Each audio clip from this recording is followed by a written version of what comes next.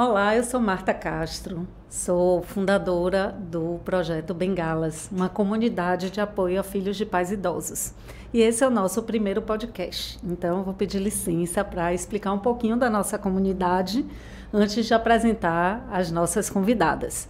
Então, a Bengalas nasce como uma demanda minha, que sou filha de Dona Neuza, que tem 83 anos, e de seu Manuel, que tem 81 anos, e me vi de repente naquele momento em que tinha que dar conta de apoiar meus pais na velhice deles, e ainda ser mãe, esposa, avó, profissional, produtiva. Comecei a desabafar com alguns amigos e descobri que eles também estavam nesse momento. Comecei a ler sobre o assunto e descobri que estamos vivendo um momento histórico que é o momento da geração sanduíche. A geração sanduíche é uma geração, a primeira geração que está convivendo com a longevidade dos seus pais e, ao mesmo tempo, com todas essas outras demandas que eu citei, que são minhas, mas que são de todas as pessoas. Então, é sanduíche porque a gente fica espremido entre dar assistência aos pais, trabalhar, cuidar de filho, cuidar de neto. E essa geração sanduíche é uma geração que é predominantemente feminina e que, para dar conta de tudo, tem adoecido física e mentalmente.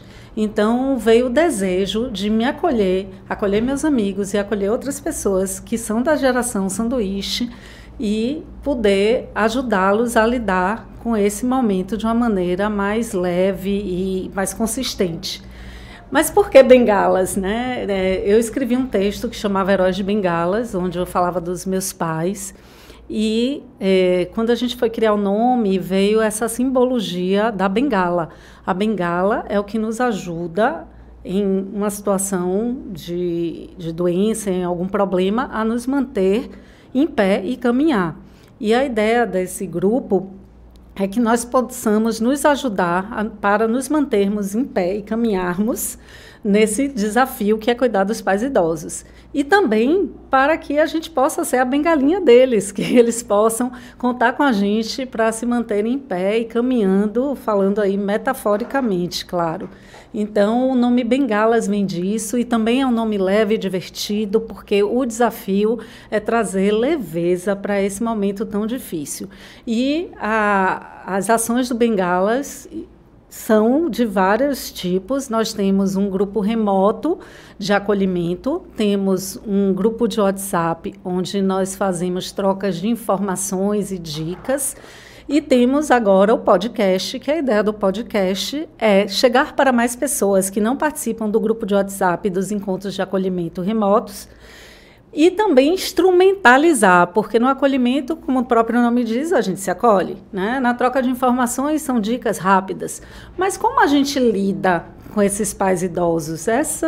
Qual é a melhor maneira? Tem horas que a gente não sabe, dá autonomia, não dá autonomia, larga tudo para cuidar, ou segue a vida, porque a gente precisa seguir a vida, mas como é que administra a culpa? As perguntas são inúmeras, e para responder essas perguntas é que a gente vai ter, nos nossos podcasts, convidados mais do que especiais.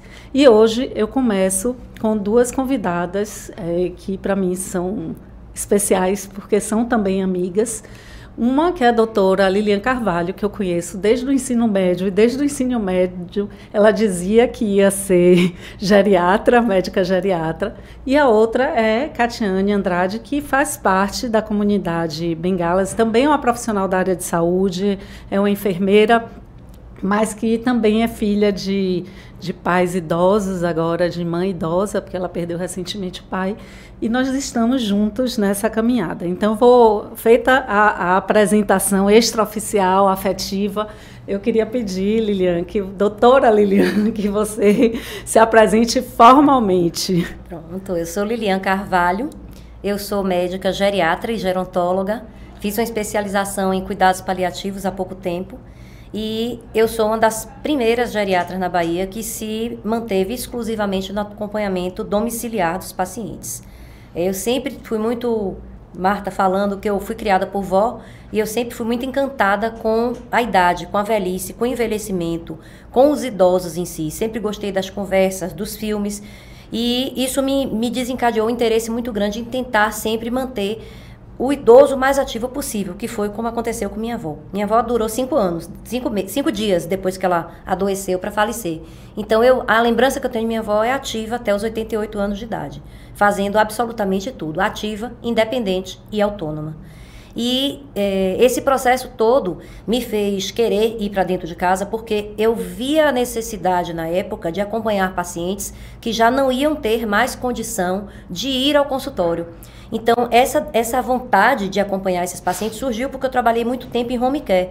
Então, quando eu chegava nos serviços de internação domiciliar, eu começava a observar o quanto essa população era esquecida, né? Porque o paciente já não consegue mais ser colocado dentro do carro para ser levado para o médico, e o médico não tinha aquele hábito mais de ir no domicílio para fazer o acompanhamento. E esses filhos se viam perdidos. A maioria dos filhos que eu, na época, acompanhava os pacientes idosos, no meu início, eles iam no consultório médico para pegar receitas controladas e passavam para o médico o que estava acontecendo com esses pais. Isso me angustiava bastante, porque eu chegava na casa do paciente e eu via as medicações e dizia assim, meu Deus, não tem nada a ver com o que o paciente precisa. Isso me inquietava. E eu eu demorei muito para ter vontade de fazer consultório. Somente há cerca de 7 anos, eu tenho 30 anos de formada, somente há cerca de 7 anos foi que eu me convenci realmente que eu tinha que ter, mas por conta da demanda dos filhos dos meus pacientes que começavam a envelhecer e queriam ser acompanhados, mas não queriam ser acompanhados em casa. Então, assim, é interessante a criação do grupo, porque, como Marta está falando, essa geração que ela está chamando, que nós estamos chamando de sanduíche, né, que está ficando comprimida, espremida no meio aí, todo mundo poderia ter passado por isso, mas agora muita gente já passou. Velho é assim, ou foi, ou é, ou será. Então, só vai escapar quem morrer antes.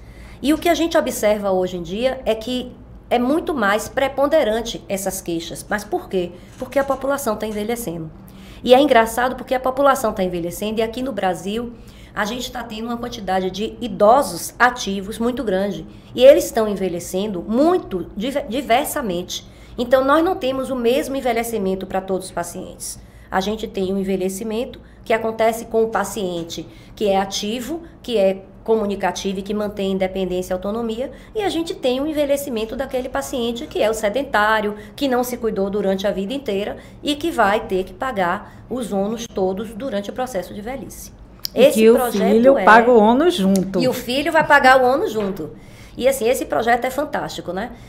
Quando Marta começou a falar do projeto, eu acompanho a rede social dela, eu fiquei encantada. No início, eu fiquei meio resistente com o nome, porque o Bengala dá a conotação do paciente dependente, né? E a geriatria luta muito contra esse estereótipo foi criado, e agora nós conseguimos tirar a imagem do paciente idoso com a bengalinha na mão. Então agora que a gente está conseguindo tirar. Mas o que eu entendi que, na verdade, na minha interpretação do Bengalas, os filhos estão precisando de bengala. Na minha visão, que lido com a população geriátrica, e quando eu falo a população geriátrica, eu incluo todos que estão em volta, inclusive os filhos e cuidadores, e o que eu observo é que quem está precisando da bengala muito mais hoje em dia são exatamente quem toma conta, e os filhos estão perdidos. Que aqui não é a bengala física, é a metafórica, é a humana, né? Exatamente. Eu acho que essa é a principal. Kátia, eu vou pedir para você se apresentar e, se quiser, já emendar uma pergunta da nossa comunidade para a nossa convidada. Eu sou Catiane, então, sou enfermeira de formação. Inclusive, logo que me formei, eu iniciei o curso de enfermagem gerontológica, porque era também uma área que me encantava muito. Mas aí depois acabei indo para terapia intensiva e hoje trabalho com gestão de pessoas. E hoje me encontro, né, assim, cuidando da minha mãe hoje, né, mas assim, cuidei do meu pai até 6 meses atrás. E assim, me vejo muito assim na sua fala, doutora Lilian, de que assim, de fato, me vejo como a bengala deles, né, mas assim, me vejo como bengala deles, mas me vejo precisando de uma bengala, né. Então, assim, eu estive conversando com Marta, né, na época da concepção, quando ela, né, já pensava nesse grupo. Eu falei, nossa, Marta, de fato vai ser algo assim muito, muito importante. Vou fazer parte, vou estar junto, porque assim, eu vivo esse momento e tenho todas as dificuldades, né, enquanto filha, de cuidar dos meus pais meus pais são pessoas que tiveram uma vida, digamos assim, sedentária, e aí todas aquelas comorbidades que vêm, né, junto no processo de envelhecimento. E tem uma outra história, que é da minha sogra, que também tem a mesma idade, mas que teve hábitos de vida diferentes e que hoje tem uma disposição, né, para a vida e, assim, em termos de condição de saúde muito melhor, mais autônoma. E aí, assim, eu me pergunto, né, enquanto filha, né, o momento, né, hoje eu tenho plena consciência de que eu preciso me cuidar para que eu consiga chegar, né, nesse processo de envelhecimento melhor, mais saudável, com mais independência. Mas, assim, qual é o momento, né, que a gente pode, né, enquanto indivíduo, né, se despertar para esse cuidar? Né? Até, Cátia, porque nós temos uma coisa em comum, nós temos filhas únicas. Exatamente. Né? E a gente não quer que elas precisem ser nossas bengalas no futuro, sozinhas, segurar essa barra, né? Para segurar dois, porque segura pai e mãe. Né? Então, que momento é esse, doutora Lilian? Né? Aí eu vou falar um bocadinho que tem foi feito um artigo em 2015, foi lançado no The Lancet, foi publicado, e esse artigo é muito interessante porque ele foi feito 4 anos de segmento de pacientes idosos e determinaram quais são os 12 fatores de risco modificáveis para que a gente tenha proteção do desenvolvimento do quadro demencial. E esses 12 fatores juntos, eles correspondem a 40% da redução. E o primeiro fator é a escolaridade, né? Começa lá na infância. E é engraçado que esses fatores, eles foram distribuídos, engraçado, tem uma imagem muito interessante, depois eu passo para a Marta, que ela sai da infância e ela vai até a última idade, que não se determina mais qual é. E nessas curvas, eles fazem, é muito interessante o gráfico, porque começa de baixo, a escolaridade logo no início, e é um impacto de 7% nesse risco. Então, você tem uma baixa escolaridade, já é um problema. E a escolaridade, essa linha verde que segue a escolaridade no gráfico, ela vai até o final da vida, porque, na verdade, o aprendizado é contínuo. Então, não significa que você vai ser prejudicado na infância e não vai ter como recuperar isso no decorrer da vida. Então, existe a possibilidade de você desenvolver aprendizados que vão suprir essa falha que você teve no início. E aí você passa, e a gente fala na geriatria, que na geriatria você começa aos 60 anos, né? Você vira paciente idoso, você já está geriátrico aos 60. Mas a especialidade de geriatria, ela vem da clínica médica. A gente faz 2 anos de clínica médica, assim como o pneumologista, o neurologista, o nefrologista, ou qualquer um dos médicos especialistas que vocês vão, e depois a gente faz 2 anos só vendo os pacientes idosos, as pessoas idosas. E isso dá para nós uma capacidade muito grande, porque a gente teve a oportunidade de ver tudo de clínica médica e juntar aquilo tudo que está acontecendo na idade mais avançada. E quando a gente observa esse gráfico, novamente voltando para os 12 problemas, quando a gente chega na faixa etária dos 45, começam a aparecer os outros 5 problemas. Então, até os 65 anos eu tenho 6, ou seja, até a minha metade eu tenho 6 problemas que eu poderia estar resolvendo. E quando essa curva começa a baixar, veja bem que eu falei 65, em 65 a curva começa a baixar de novo.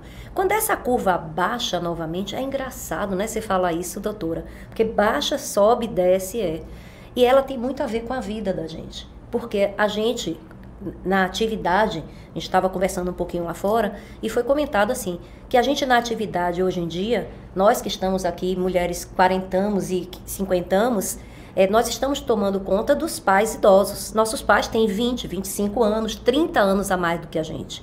Então, eles já são os very olds. E a idade que, teoricamente, você começaria a ser acompanhado pelo geriatra, esse último pedaço tem os últimos 6 problemas que poderiam ainda estar evitando. O pico de evolução de quadros demenciais, ele chega por volta dos 75. 70, 75 é quando realmente a gente começa a ver as limitações dos problemas. Então, eu tenho um período grande de vida para tentar recuperar esses fatores. E esses fatores, eles são variados. Traumatismo crânioencefálico, dos 45 aos 65. Poluição atmosférica, acima dos 85 anos.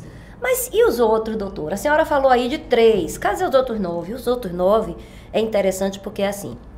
Controle do diabetes, controle da pressão arterial, tratamento de depressão, obesidade, perda auditiva, que colabora com 8% desses fatores, inatividade física, interação social. Então, a importância da gente fazer tudo isso vir se confluindo e tratar todos esses aspectos. E quando eu falo assim, vocês pensam assim, meu Deus, quer dizer então que a perda auditiva colabora com 8%? 8%. E eu podia evitar? Pois é, podia. Mas como? Com o uso de um aparelho. E existe tanta resistência na faixa etária mais avançada quanto na nova. Às vezes a gente começa a ter necessidade de usar o aparelho agora, com 50, 55 anos, e a gente fica, mas é muito discriminação, eu vou ter que botar aquele negócio aqui dentro, vai todo mundo ver que eu sou surda, prefere ficar surdo do que usar o aparelho. Só que a surdez, ela colabora para a redução da interação. E quando você diminui sua interação, sua comunicação, você fica mais constricto, restrito, você começa a deixar de socializar. E aí você começa a desenvolver diminuição de concentração, atenção, depressão, que é um dos outros fatores, e por fim, abre-se as portas para os quadros demenciais. Do mesmo jeito que quando você está na inatividade física ou na má alimentação, a alimentação não está inclusa nesse processo, mas eu vou citar, você tem perda de massa muscular, e dentro desse processo de perda de massa muscular, você vindo, você caminhando, você também ganha mais peso. Então, a obesidade, ela leva ao aumento do risco dos fatores. Então, eu tenho aumento de risco de diabetes, aumento de risco de hipertensão. Então, a gente precisa estabelecer a conexão de todas essas doenças e entender que a gente não pode visualizar o idoso como pedaços. A gente tem que pegar e juntar isso tudo num balaio só. Porque ninguém aqui é dividido em partes. Nós somos o todo e a gente precisa ser visto assim. E muitas vezes as queixas que eu recebo em consultórios são exatamente de filhos que dizem assim, doutora, eu não consigo mais administrar, meu pai só vive médico. Vai para o cardiologista. O motivo de eu te procurar, inclusive. Vai para o cardiologista, vai para o pneumologista, vai para o nefrologista. E eles não se falam. Não se falam. E aí a gente começa a ver a loucura que é. Porque assim, as medicações são prescritas, as medicações que tratam a parte cardiológica prejudicam a parte renal, as medicações que tratam a depressão não são compatíveis com a parte da cardiologia. Os remédios que são botados para tratar a demência causam problemas cardíacos. Os remédios, o otorrino prescreve a medicação que traz o Parkinson, e a gente vê um bolo de coisa acontecendo, na maioria das vezes causadas por iatrogenia, né? Porque, na verdade, é um erro você traduz acrescentar. Aí para nossos ouvintes e para mim, leiga. É quando você tem um erro causado, geralmente, por um médico, não é, muitas vezes pode não ser proposital, mas ele não precisaria acontecer se estivesse seguindo um curso correto. E aí, quando a gente tem esse processo, geralmente ele é causado por polimedicamentos. Então, assim, é difícil você ver um idoso acima de 75 anos hoje que não use pelo menos 5 medicações. A gente já chama isso de polimedicação. E muitas vezes medicações que são completamente desnecessárias. Ou outras que são agregadas para tratar efeitos colaterais de outras medicações. E o que é pior, pagando... Caro por isso, porque exatamente. Remédio é caro, nem tudo está disponível no sistema de saúde, o Sistema Único de Saúde, e muitos, eu não sei se acontece com vocês, mas, por exemplo, meus pais, os médicos deles hoje também estão idosos. Sim. E são médicos particulares, então... mesmo pagando um plano de saúde, você vai para o médico particular, você gasta com remédio que vai te prejudicar, olha que loucura. Exatamente. Né? Então, gente, a importância de buscar um geriatra, a importância de ter uma visão holística, uma visão desse ser integrado, né? E a gente, tanto para que a gente esteja bem para cuidar dos nossos velhinhos, né? Como também para eles, né? Exatamente. Você trouxe a questão aí da socialização, né? Eu vejo muito isso acontecendo com minha mãe, por exemplo, porque ela tem um processo, tem um processo de depressão, e aí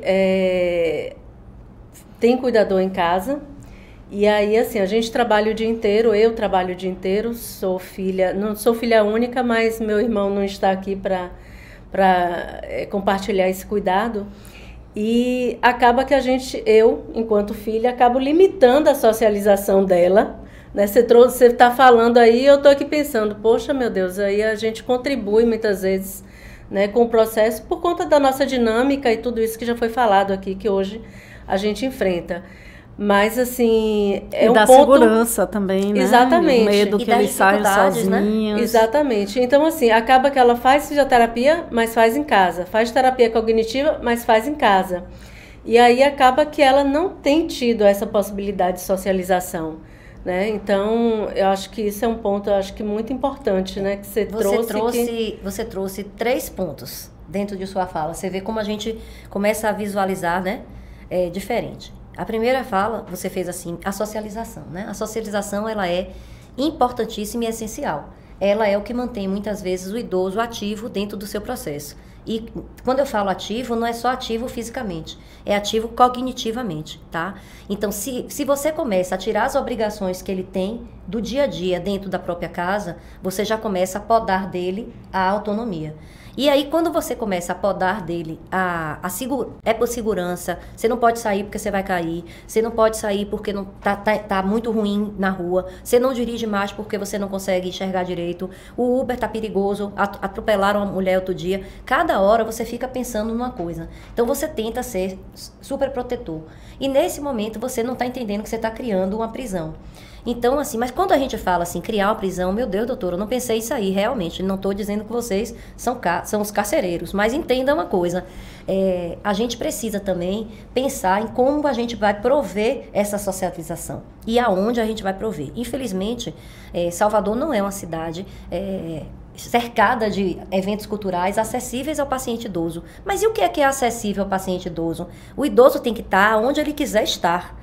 Tá? É preciso que o idoso ele se imponha na sociedade. Só vamos começar a ter políticas públicas e mudanças sociais e aceitação na hora que o idoso começar a dizer eu quero, eu vou, eu estou aqui e eu quero participar. Porque enquanto ele estiver trancado dentro de casa, escondido, ninguém está vendo ele. E a gente tem um mau hábito. Todas as vezes que a gente enxerga um idoso, a gente pega e faz assim, não, mas ele sai? O que é que essa idosa está fazendo no cinema? Olha para aquela mesa ali no barzinho, só tem 5 idosas todas de cabelo branco. Gente, a gente tem que parar, mais uma vez, ou foi, ou é, ou será. Que só não vai ficar velho, quem morrer antes. E envelhecer não é fácil. Envelhecer é para os fortes. Então a gente precisa valorizar isso do idoso e tentar criar esses momentos, tá? E uma outra coisa que você trouxe foi relacionada ao cuidador. É engraçado, né? Que a gente aqui, todo mundo tá aqui, todo mundo é mãe.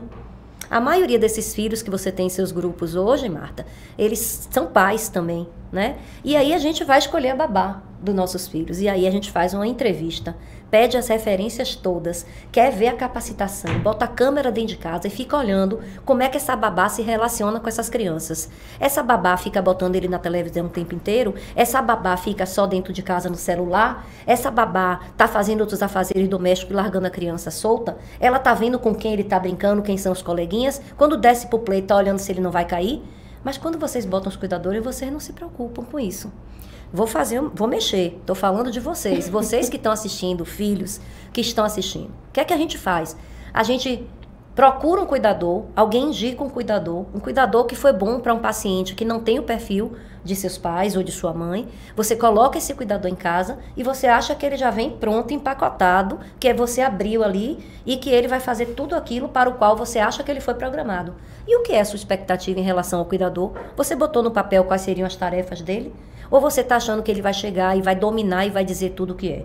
O cuidador, na maioria das vezes nas casas dos pacientes idosos, ele é tratado como se fosse alguém da área de saúde. Eu vou deixar claro aqui, o cuidador é um empregado doméstico.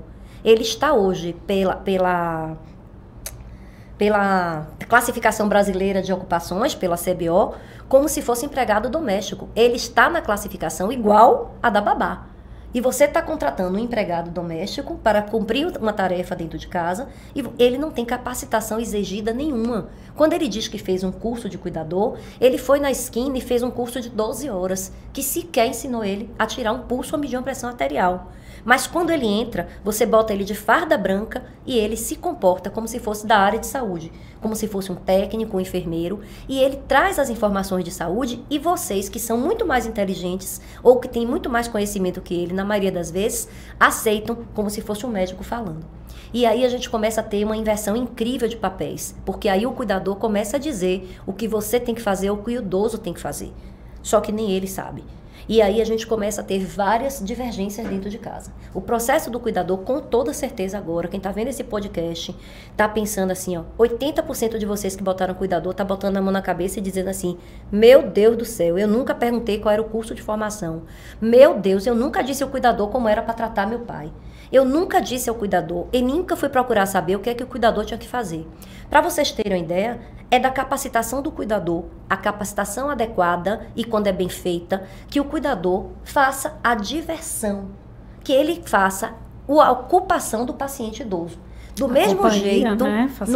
não é só companhia, porque companhia você faz, você fica do lado, finge que está do lado, o idoso está vendo a televisão fingindo, porque não está vendo absolutamente nada, e você está do celular do lado. Quando o filho chega, está sentadinho aí, o cuidador está fazendo a companhia, né? Que lindo. Não trocaram uma palavra a tarde inteira. Mas o cuidador também deveria estar responsável por tentar entreter, trazer o entretenimento. De que forma?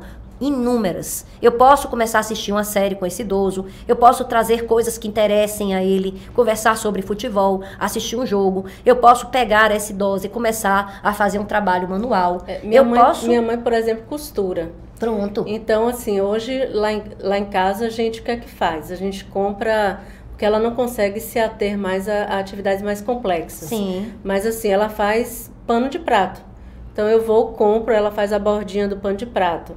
E a outra coisa que ela gostava de fazer era cozinhar. Hoje ela não consegue mais cozinhar, mas ela vai na cozinha e às vezes ela ajuda a cortar algum legume, Pronto. Lava um prato, alguma coisa. E se sua mãe começar a fazer um projeto, vou lhe dar uma ideia boa, e se sua mãe desenvolver um projeto e que ela comece a fazer um livro de receitas para ensinar os netos e os filhos? Então, já que ela gosta de cozinhar, vamos tentar propor para ela um desafio diferente, uma coisa diferente. Então, vamos tentar buscar quais são as habilidades e quais são as vontades, né? O que é que mais importa ou importou na vida daquele idoso e trazer de volta esse interesse. Então, a gente precisa entender também esse processo de envelhecimento. Quando a gente... vocês vão passar por isso, nós vamos passar por isso. Então, quando a gente está nesse momento agora, nós estamos no turbilhão. E essa geração sanduíche está carretando o outro processo, né?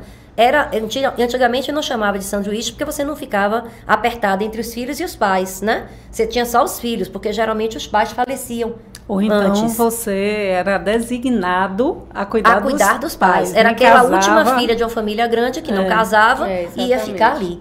Então, assim, hoje a gente está assim, a gente hoje está com a nossa faixa etária e hoje cada vez mais a gente está vendo nossa faixa etária sendo puxada, estendida. Nós vamos ser mais autônomos e independentes por mais tempo. Só que nossos pais não participam dessa geração que a gente está.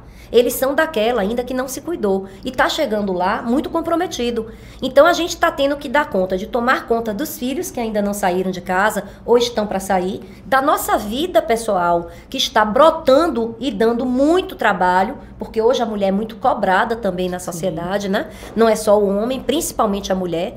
E a gente está com a demanda dos pais. E a demanda dos pais, ela é imensa. Porque não é uma demanda somente física, né? De você estar presente e de executar as tarefas. Ela é uma demanda emocional. Ela é uma demanda social. Sim. Eu preciso esclarecer à sociedade que eu não vou trabalhar hoje, porque minha mãe precisa ser acompanhada no médico. Peraí, mas não é seu filho? Não, é minha mãe que precisa ser acompanhada. E assim, pelo Estatuto do Idoso, o filho é obrigado a tomar conta dele quando ele não tiver mais condição. Então a gente está fazendo porque quer, mas a gente está fazendo porque tem obrigação e a gente está fazendo porque está forçado. E muitas vezes não existe prazer nesse processo, tá? Eu não tenho prazer de tomar conta de minha mãe, que a vida inteira nunca deu importância para mim, trabalhou ou me largou ou se mandou e agora eu tô tendo que carregá-la nas costas.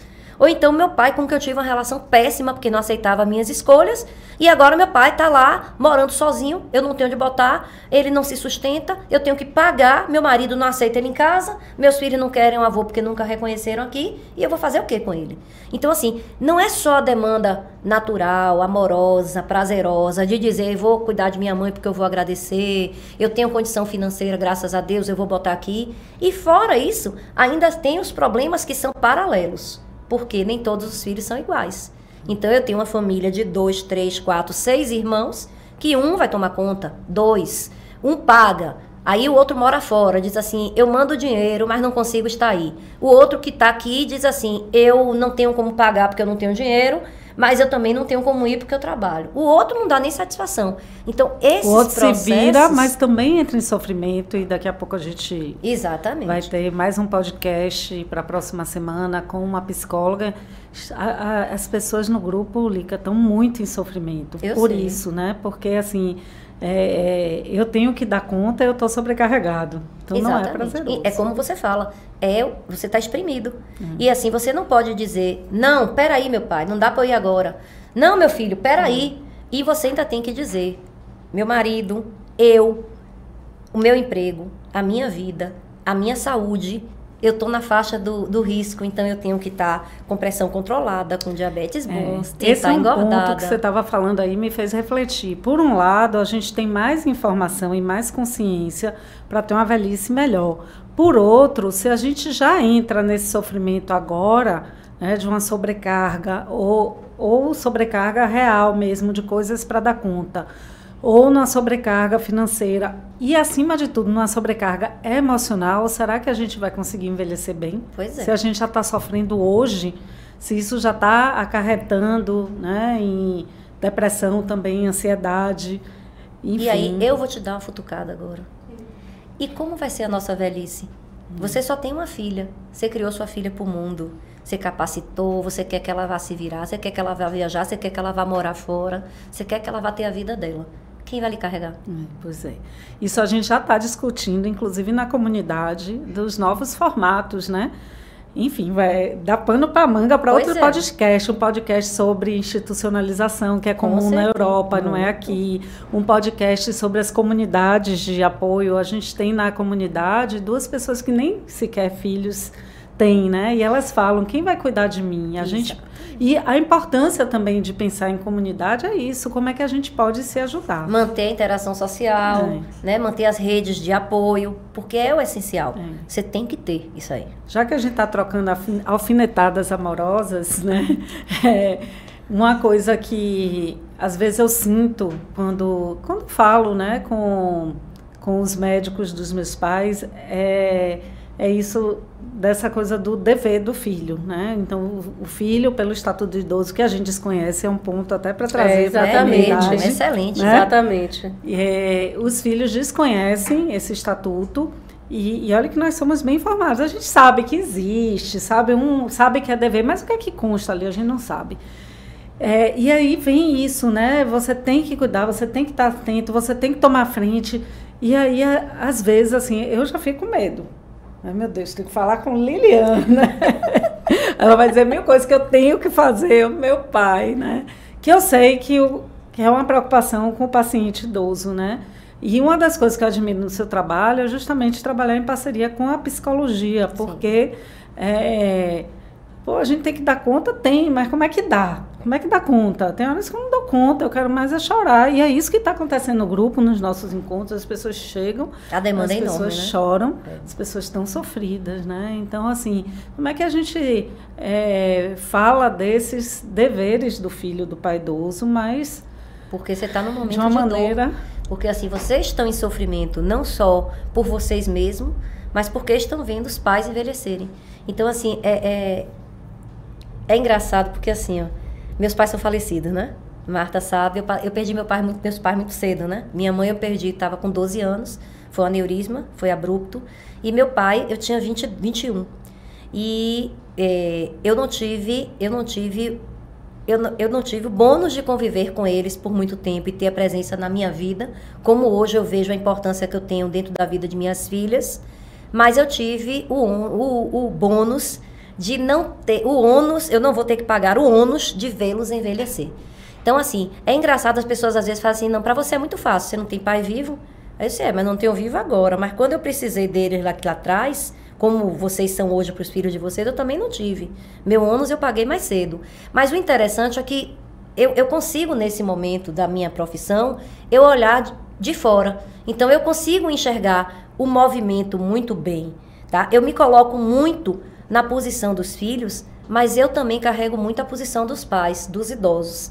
Então, quando a gente começa nesse turbilhão como vocês estão, que vocês agora estão começando a ter os pais perdendo a autonomia e perdendo a independência, eu recebo no meu consultório os pais que estão perdendo a autonomia e independência. E é muita dor. E é dor dos dois lados. Por quê? Se coloquem no lugar deles. Imagine quando vocês começarem a ficar velho e você começar a ver que não dá conta de pagar suas contas de casa. Quando você estiver com seu marido e você começar a ver que ele já não pode mais dirigir porque ele não lembra mais o caminho. Ou quando você estiver com sua mulher e você começar a perceber que ela já não lembra mais de fazer as coisas dentro de casa como era. Então, o sofrimento dos idosos, ele é imenso. E quando eles olham para o lado, eles ficam, meu Deus do céu, meu marido não está legal, minha mulher está doente, cadê meu filho para me ajudar? E aí, quando eles buscam esses filhos estão no tumulto. Mas naquele momento, entenda, é o sofrimento chocado. Porque o filho tem o sofrimento real de estar vendo o pai envelhecer, mas não conseguir dar conta porque está no momento de vida dele, de atividades. E os idosos estão no momento de decadência, buscando um apoio que eles não conseguem encontrar como eles esperavam. Porque tudo são expectativas. E no final, tudo é frustração. Porque os pais ficam frustrados porque os filhos não correspondem. E os filhos ficam frustrados porque tem que dar conta do que eles nunca imaginaram que iam ter que dar. Porque a gente não vê nossos pais envelhecer, né? A realidade é essa. Se você parar para pensar qual foi a idade que você saiu de casa, qual foi, Kátia, que você casou, foi ter sua vida? Eu saí com 14 anos do interior para estudar aqui, depois casei com 28. Então mas vamos considerar que você tivesse saído com 28. Seus pais teriam o quê? 58 nessa faixa etária? Estariam mais ou menos, 68. você com 28, não. Minha mãe me teve com 30. Pronto, então vamos lá. Se você saiu com 28, ela estaria com 58. 58 eu faço daqui a 5 anos. Então, daqui a 5 anos eu não quero estar completamente dependente, estar acampada. Mas se você pensar agora que quando você saiu de casa, eles estavam com 58 e estavam assim, lindos e maravilhosos como eu tô, né? Porque eu sou linda. Estavam muito ativos. A imagem que você tem deles é eles no auge da vida, como nós estamos agora. Então, vocês não viram eles envelhecendo. Vocês estavam cuidando das suas vidas enquanto eles envelheciam. Então, vocês encontravam com ele esporadicamente, falavam todo dia, mas estava fim de semana na casa. Mas o dia a dia, vocês perderam essa convivência. E vou te dizer mais. Nesse momento, a gente ainda passou 2 anos sem ver. Por conta da pandemia. Vamos falar da pandemia. Que quando... E foi a pandemia para o idoso é faca dos 2 gumes. Eu vou dizer por quê. Então diga. Porque, assim, para mim foi um choque. Calma. E aí, o que é que aconteceu, né? Agora, não interessa que foi a pandemia, mas assim, vamos dizer, todos nessa faixa etária iriam estar descobrindo que os pais tinham ficado idosos. Por quê? Porque as autonomias e as dependências começaram a chamar a atenção. Eles já não conseguem mais dar conta do dia a dia. Eles não conseguem mais dar conta deles. Eles não conseguem mais dar conta um do outro. Eles não conseguem mais dar conta das finanças. Eles não conseguem mais dar conta da administração. Então, aparecem milhões de problemas que eles não sabem resolver e que alguém tem que ir lá. E quem é que está mais perto? São os filhos. E aí vem a demanda braba para vocês. Mas entenda, vocês não perceberam esse envelhecimento. Então, o que hoje a gente tem de diferente é que nós temos essa demanda dentro de nós de que nós vamos envelhecer e nós estamos preocupados com que tipo de envelhecimento nós vamos ter. Hoje a gente só fala isso, longevidade salvada, envelhecimento sadio. Todo mundo que está nessa faixa etária agora dos 40 anos, a partir dos 40, e muitas vezes antes, se preocupa como é que eu vou chegar lá nos 100. Todo mundo quer chegar nos 100. Agora, eu quero chegar bem, eu quero chegar com independência, com autonomia. Na época dos nossos pais, isso não existia. E vocês não viram essa decadência acontecendo. Então, quando eles começam a precisar de formas gritantes, como começa a acontecer, porque brota, né? O problema brota, né? A gente não conseguiu perceber. De repente, sua mãe liga e diz assim, seu pai caiu, tá aqui com AVC no banheiro. Eu não consigo levantar, corra pra cá. Logicamente que não é nessa calma. Ou então ele liga e diz assim, sua mãe foi pro shopping e não voltou, e agora ligou dizendo que não sabe onde tá porque se perdeu. Eu tenho casos. Isso você tá no meio de uma reunião. Pronto. Acabou, amiga. Ou de um atendimento. Então, assim, é um impacto. Então, eu já disse à minha filha que quando ela me ligar, ela não me pergunte mais nunca assim, você sabe o que aconteceu? Não me pergunte, porque na hora que ela fala, Isso eu já tô desmoronada. Imagine quando é pai e mãe, né? Então, Sim. essas demandas todas vêm. E a pandemia, né? Aí eu vou responder sua pergunta da pandemia.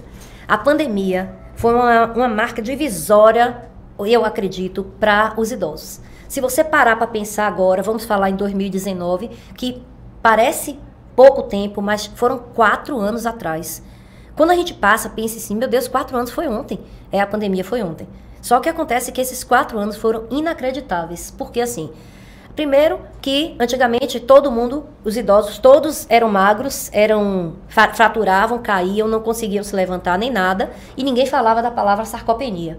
Só no meio geriátrico que a gente ouvia falar esse diagnóstico. No CID-10, que é a classificação internacional de doenças que existia, não tinha nem o nome específico escrito sarcopenia como doença, como até hoje a gente ainda não consegue encontrar. E de repente existiu um boom de todo mundo falando de sarcopenia. Quem aqui nunca ouviu falar de sarcopenia? Sim. E por que o nome de sarcopenia apareceu, gente? Eu vou explicar. Porque durante a pandemia, quando os jovens eram internados, eles perdiam muita massa muscular junto com o peso que eles perdiam. E perdiam a funcionalidade. Então, os pacientes jovens que foram internados em pouco tempo, em questão de ficaram internados 60, 30 dias, 15 dias, 10 dias, já saíam do hospital comprometidos funcionalmente. Muitos não conseguiam carregar um copo para beber a água.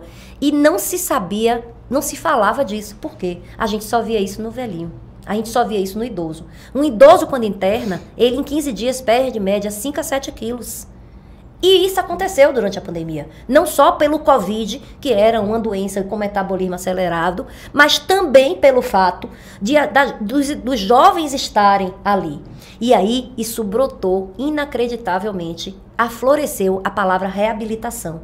Então, a gente começou a falar de como reabilitar o paciente com sarcopenia. Nunca se ouviu falar, antigamente, de reabilitar um idoso dessa forma. Reabilita o idoso que teve um problema cardíaco, reabilita o idoso que teve um AVC, reabilita o idoso que teve uma fratura de fêmur, mas aquele que tem sarcopenia, ninguém nunca tinha se pensado nisso. E aí a gente começa a falar de sarcopenia, a Sociedade Brasileira de Geriatria e Gerontologia lança cartilha, a Sociedade de Endocrinologia começa a falar, a Sociedade de Osteoporose, todo mundo interessado no assunto. Foi uma coisa que foi excelente para os idosos.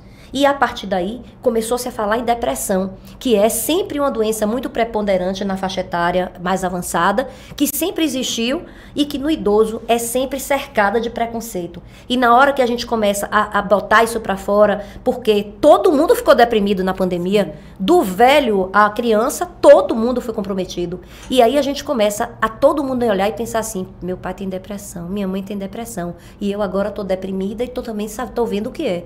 Como é que ela suporta? Como é que ele suporta?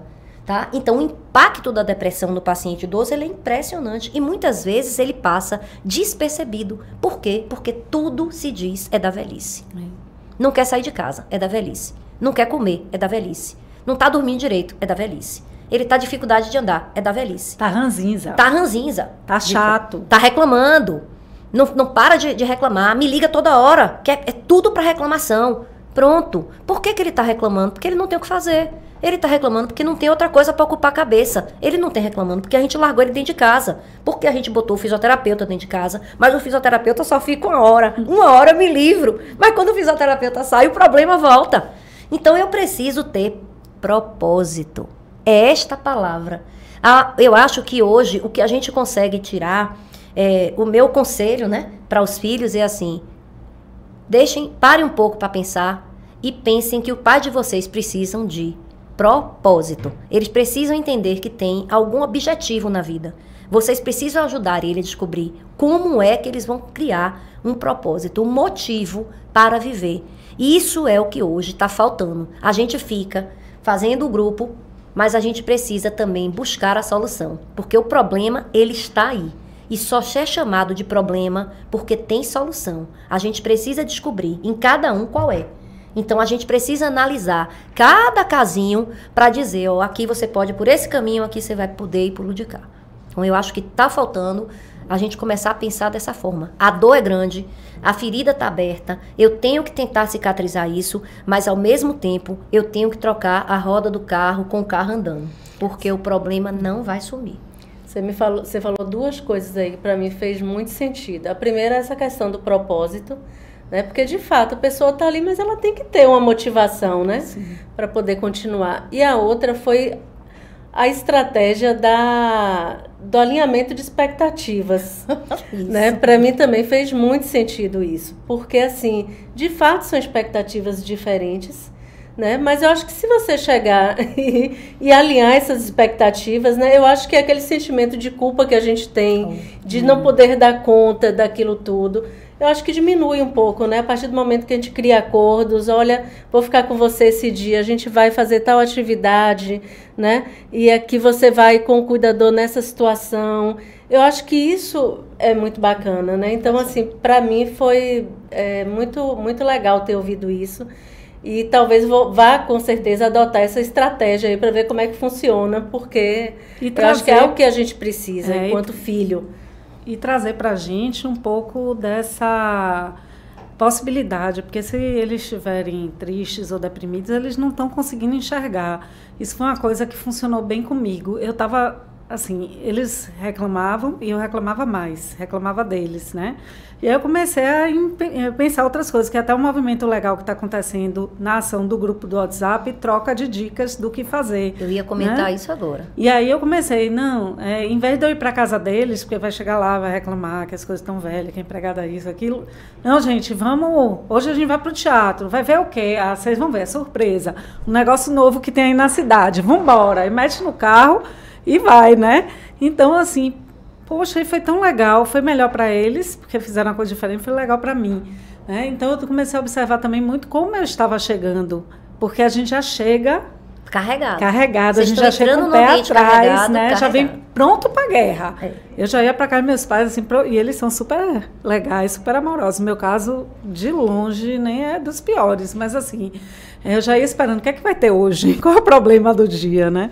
E a gente já ia mais leve. Para a gente é muito difícil, né? Chegar e só ouvir queixas.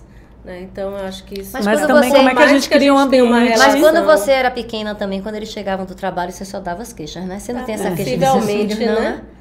Cadê as queixas de seus filhos? Aí você tá aguentando, né? Gente, eu vou provocar.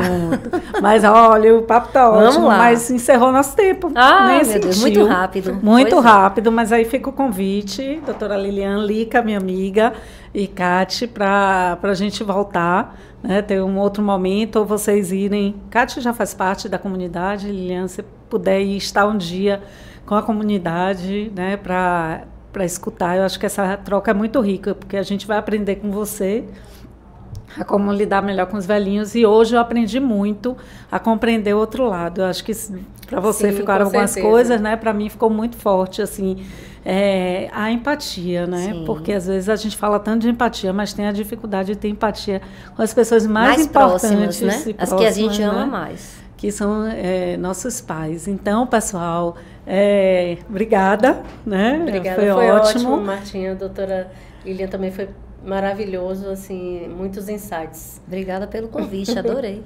Pode me chamar mais vezes, porque eu adoro falar sobre essas coisas. Maravilha. Então, fica aí a promessa, né? E a gente encerra esse episódio 1 do podcast Bengalas, e fica aí o convite para o próximo episódio, que a gente vai estar com uma psicóloga, doutora, nem sei se chama doutora, mas é mestre, né? Andréa Santa Rosa. Então, beijo grande. Um beijo.